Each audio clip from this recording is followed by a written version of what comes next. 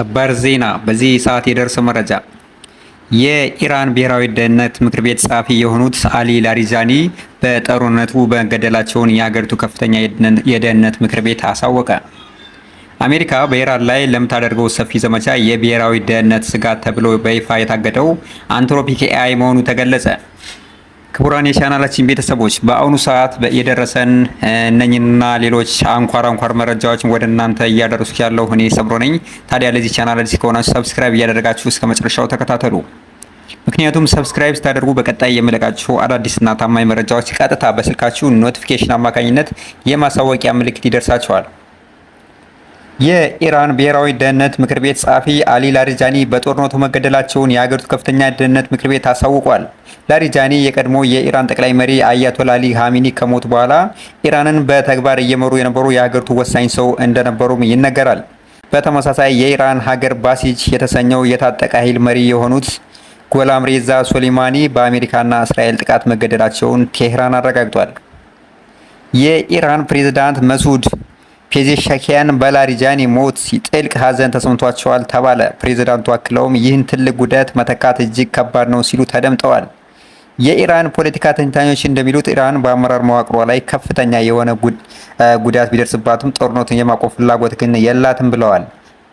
በሌላ ዜና የአሜሪካ መንግስት ከኢራን ጋር ለምታደርገው ጦርነት ትልቅ አስተዋጽኦ እያደረገ ያለው አንትሮፒክ ኩባንያ በአድናቆት ማመስገኗ በህዝቡ ዘንድ አነጋጋሪ ሆኗል።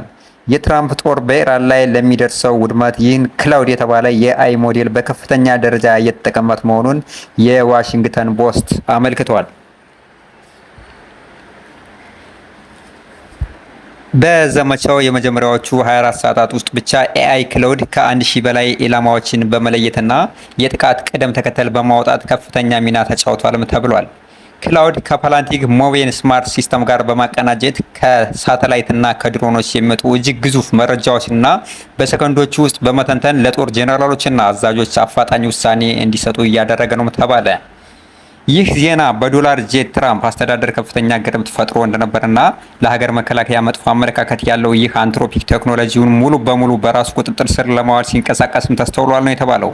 የሀገሪቱ መከላከያ ሚኒስቴር ፒክ ሃይክስ ኩባንያው በኤአይ ሞዴሉ ላይ የገነባው ጉዳዮች የአሜሪካን ወታደራዊ የበላይነት ያደናቅፋሉ በሚል ክስ አቅርቦባቸዋል።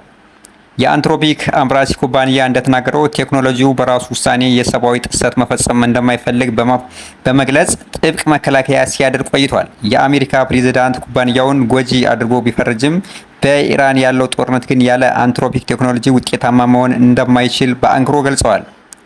ኦፕን ኤአይ እና የኤለን ማስክ ኤክስ ኤአይ የመንግስትን ፍላጎት ለማሟላት ውል ቢፈርሙም የጦር ግንባር መረጃን በመተንተን ረገድ ግን አሁንም የአንትሮፒክ ቴክኖሎጂ የተሻለ ብቃት አሳይቷል።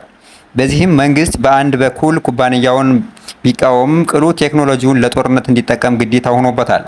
የዋሽንግተን ፖስት ምንጮች እንደገለጹት የአሜሪካ መንግስት በሚቀጥሉት 6 ወራት ውስጥ አንትሮፒክን ሙሉ በሙሉ ከወታደራዊ መዋቅሩ አስወግዶ በሌሎች የአይ ኩባንያዎች ለመተካት አቅዷል ነው የተባለው።